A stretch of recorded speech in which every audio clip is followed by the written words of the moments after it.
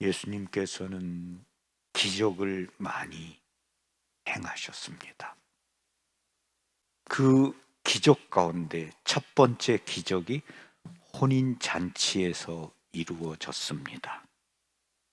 예수님의 공생활의 시작에 혼인잔치가 위치하고 있는 것은 우연이 아닙니다.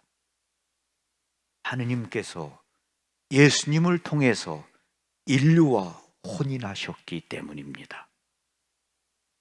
남자와 여자가 서로 결합하는 것처럼 예수님의 강생과 죽음과 부활을 통해서 인류는 하느님과 하나가 되었습니다. 그 때문에 혼인 잔치에서 첫 번째 기적이 일어나는 이 이야기는 결코 놀라운 이야기가 아닙니다. 빵이 살기 위한 음식이라면, 생존에 꼭 필요한 것이라면 포도주는 인간의 즐거움을 위한 것입니다. 여분의 음료입니다.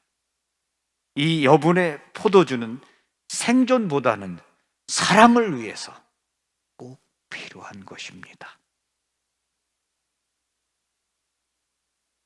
생존을 위해서는 빵과 물이 필요하지만 혼인잔치의 기쁨과 풍요로움을 위해서는 포도주가 필요합니다. 인간에게는 사랑이 필요합니다. 예수님은 이 사랑, 기쁨, 평화를 주기 위해 우리 가운데 오셨습니다. 혼인잔치가 절정에 다다랐을 때 포도주가 그만 떨어졌습니다. 성모님께서 이를 알아차리시고 예수님께 말했습니다. 포도주가 없구나. 포도주 대신 물로 잔치를 계속할 수는 없습니다. 잔치 손님들에게 있을 수 없는 일입니다. 성모님은 어머니이셨기 때문에 이 사실을 알아차리시는 즉시 예수님께로 가셨습니다. 그리고 이 혼인잔치집에 포도주가 떨어졌다라고 말씀하셨습니다. 성경은 특히 예언서는 포도주가 메시아적 혼인잔치의 전형적인 요소라고 말합니다.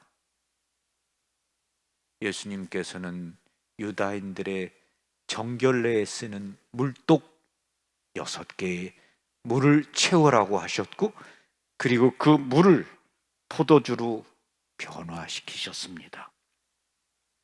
아주 효과적인 표징이십니다. 모세의 율법을 기쁨의 전달자인 복음으로 변화시키신 것입니다.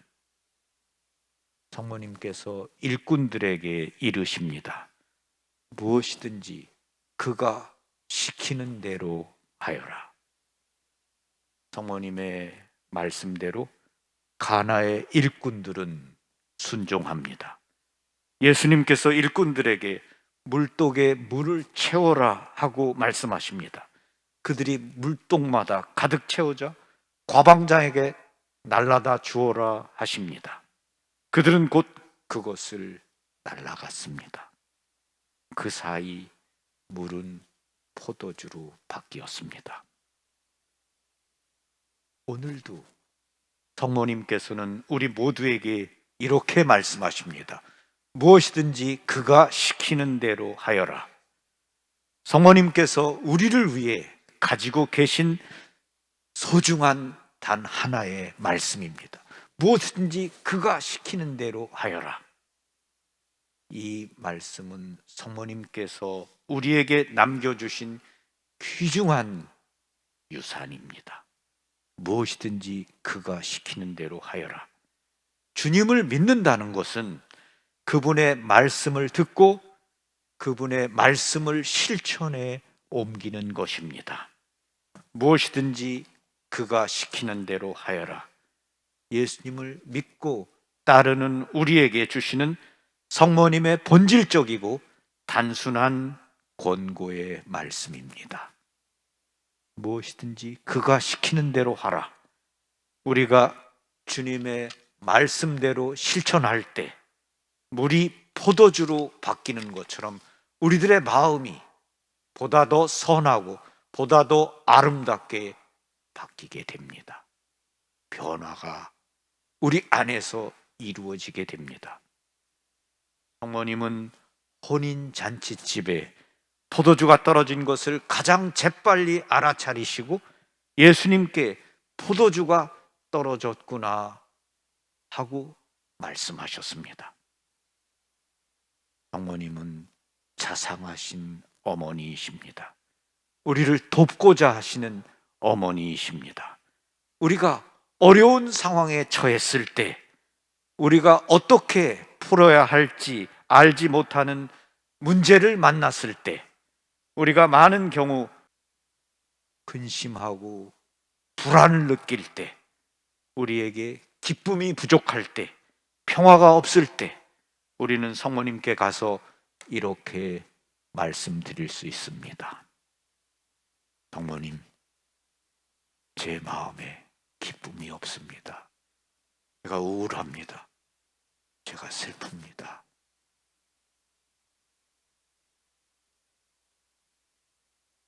저에게 평화가 필요합니다. 성모님, 우리 가정에 기쁨의 포도주가 없습니다.